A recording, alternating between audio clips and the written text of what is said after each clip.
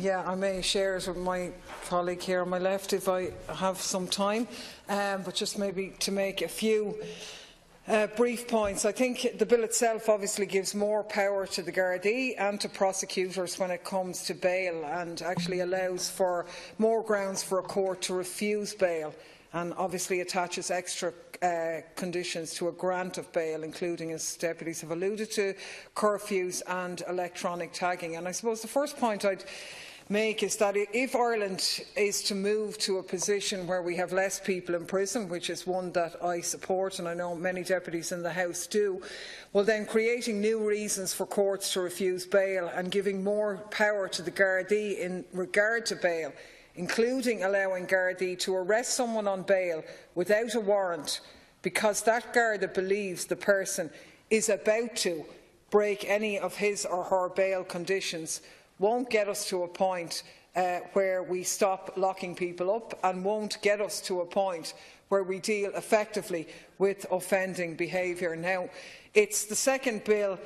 bill that we've had in the House in just over a year, with the previous government having introduced the Criminal Justice Burglary Bill in September 2015 to make it less likely that burglars and repeat burglars would get bail. And as we said at the time, it was really just a bit of an electioneering stunt with an eye to the rural base that was being blighted by rural crime at the time, rather than a serious and considered attempt to deal with our bail laws. And I'd see this bill somewhat in the same context of that one, because this bill goes further. It may be in part a reaction to the high media profile given to the number of people who commit further crimes while out on bail. It may be, and this is an issue, but I would warn against following the lead of sensationalist media coverage which highlight crime to sell newspapers but don't actually deal with the reality and the evidence base around these issues. And what the media fail to concentrate on, obviously, are Ireland's very high recidivism rates, particularly for certain crimes, and we dealt with it this morning in the Justice Committee, where recidivism rates for burglary are 69%. 69% of people who go to prison for burglary come out and commit another burglary. And looked at the other way, if you like, the number of people committing crimes while on bail and our recidivism rates are really two sides of the same coin. If the people out on bail committing crimes had been thrown straight into prison instead, they'd be coming out and committing more crimes anyway, because our criminal justice policy doesn't put enough emphasis on supports and rehabilitation. And in that sense, we solve nothing by making it harder for them to get bail, or by sending them to prison, which is in essence the same thing. And we've caused more problems, which is a situation again highlighted this morning with the massive overcrowding in a number of our prisons, Clover Hill, all of the women's prisons, and other serious issues like the fact that half of the entire prison population are sharing cells, nearly half of the prisoners don't have access to private toilet facilities, that there are 30 acutely psychotic individuals in our prisons awaiting transfer to the Central Mental Hospital. Obviously, these people will still have those conditions upon their release if they don't get the treatment they are seeking and need. Now, obviously, there have been a number of seriously high-profile and very tragic cases where individuals on bail have committed very serious crimes. There is the individual who,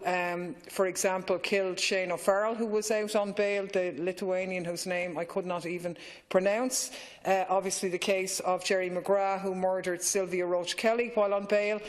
for assaulting a female taxi driver 9 months previously, the case referred to by Deputy O'Callaghan. But while this bill may be in part a reaction to cases such as these, I really have to say that I don't think the provisions in this bill will prevent a reoccurrence of those tragedies,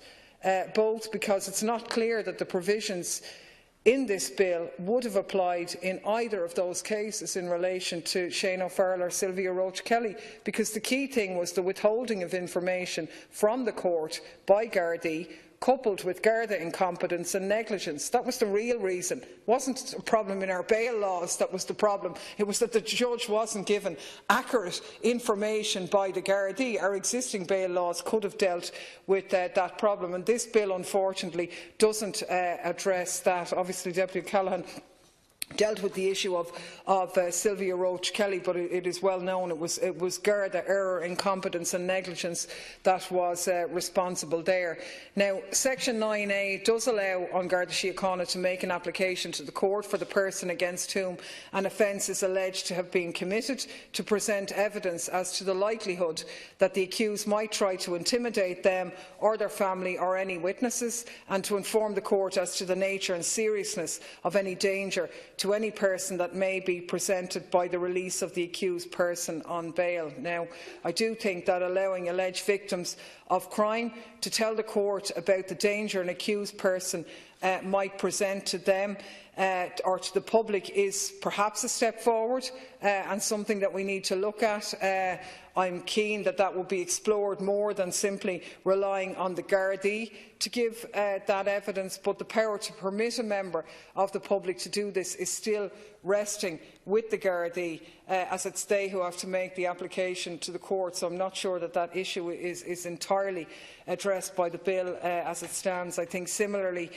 the amendments to Section 2 of the 1997 Act in this bill, which empower the court to take into account what's called persisting offending and the likelihood of any danger to the community presented by somebody released on bail, but only if they're charged with a serious offence, will depend on Gardaí informing the court of an accused's history. And again, we come back to the reliability of Garda evidence in court, and the bill doesn't address this. I think research by the IRPT has found that monitoring of bail conditions also by Gardaí is extremely patchy, with one interviewee saying that in 40% of his applications to revoke bail, the conditions are not being monitored properly. So if potentially dangerous people are given bail with conditions attached, it's a problem if the Gardaí aren't monitoring them, and us changing the law isn't going to address that situation. The solution to that isn't to impose conditions on lots of other people who actually aren't dangerous, and I think the presumption of a right to bail should be always the starting point. And again, as I say, the Gardaí's role is not addressed in this bill at all, and I think it's absolutely key. I think another important point is the one made by Barrister Paul Anthony McDermott, where he made the point the biggest problem with bail in Ireland is that judges have to do bail hearings within 2 or 3 minutes because there's just so many cases on their lists. Now, adding in extra conditionality to bail, as this bill does, curfews, electronic tagging and all of the serious infringements that go with those, albeit they're being put forward in the context of an alternative to incarceration. However, there are complex issues around them, and in the context of a court system where decisions on bail are made in the space of 2 or 3 minutes, that's potentially incredibly unhelpful. I do think as well that the point referred to by Deputy O'Brien, the Irish Penal Reform Trust, in fact, Minister, strongly recommended to you that this bill should include the provision of bail services and supports aimed at the prevention of offending on bail, ensuring appearance at court and reducing remands to custody to the absolute minimum. This wasn't followed up on, sadly, in the bill, and I think it's something that absolutely has to be included, because without the inclusion of these recommendations, this bill really does come across a bit like being more in the spirit of criminal justice policy, being a suite of punitive measures rather than an effort to actually genuinely prevent crime from taking place in the first place. And all of the evidence shows that taking a punitive approach doesn't work to reduce crime. As it is with people in prison, so it is with people on bail. Bail supports have been shown and have been proven to lessen reoffending. So if we want to lessen reoffending, which we all do, then a far more effective measure than what's been outlined here is bail supports being in place, because that gives an opportunity for the person to address the offending behaviour. And in the programme of supervised bail supports in Scotland, 80% of those who were involved in those programmes went on to avoid a custodial sentence. As the IPRT, it's too late in the night, say, the most effective way to improve compliance with bail conditions, particularly where the accused person has a chaotic life and complex personal challenges, lies in the provision of bail supports and services that allow the accused to remain within their community and address offending behaviour in a familiar environment. And obviously bail supports mean bail information schemes, bail support and supervision schemes, remand fostering, bail hostels, mentoring and bail reviews on custodial remand. And all of these things have been found to be particularly useful in reducing reoffending and dealing with support for younger people, for people with addictions, mental illness, for women and people with unstable lives. And because the bill doesn't make such provision, it just provides the courts really with more grounds to, in some ways, refuse bail and more latitude to impose onerous conditions on people put on bail. I think it's probably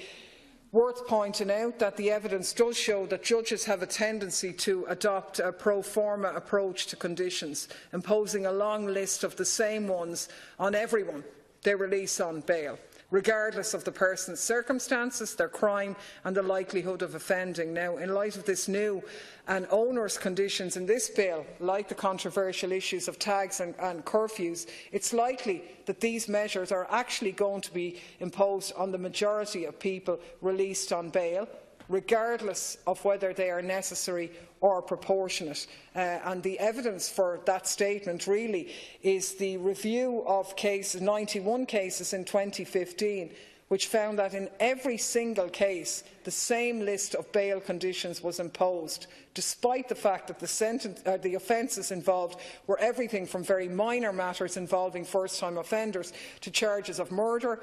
with a lot of property offences in between. And that makes absolutely no sense whatsoever that such conditions would be so uniform. And there was, I think, and is still, because if we get it into second stage, an opportunity to nudge the courts towards imposing individualised bail conditions. That's really what should be going on here, because that is much more likely to prevent offences being committed if the judges adopted an individual approach, taking into account the circumstances of the accused, the offences they've been charged with, the objections raised, and only attach such conditions as are strictly necessary and proportionate. And I'm sure the Minister is going to tell us that, of course, that is exactly what the judiciary are going to do, but sadly the reality of what the judiciary do is the opposite of that. And I think there will be an increased cost and administration involved in tagging people. Obviously it's cheaper to tag someone than to put them in prison, but it's cheaper again to have them out in bail with proper supports, and not just cheaper, because this isn't about money, it's about the public interest, but actually ensuring a reduction in reoffending. And I think the last point I really wanted to just touch off is the issue of remand, because it is linked, and we have to use this opportunity to remind ourselves that there is no statutory maximum duration of demand retention. This means that people can and sometimes are detained on bail for longer than the maximum sentence,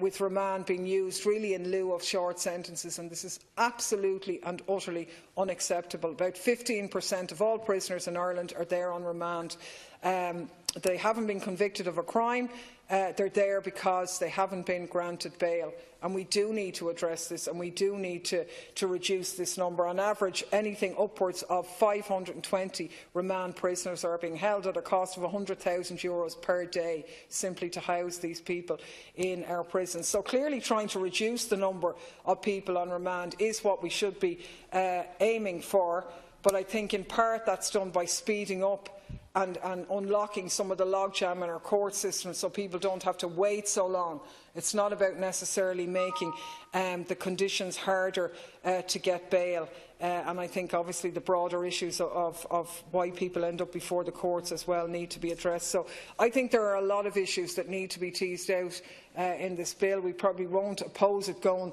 to second stage, but I would think it needs a radical overhaul at that stage before we be in any way consider that we might be able to support it. Agreed that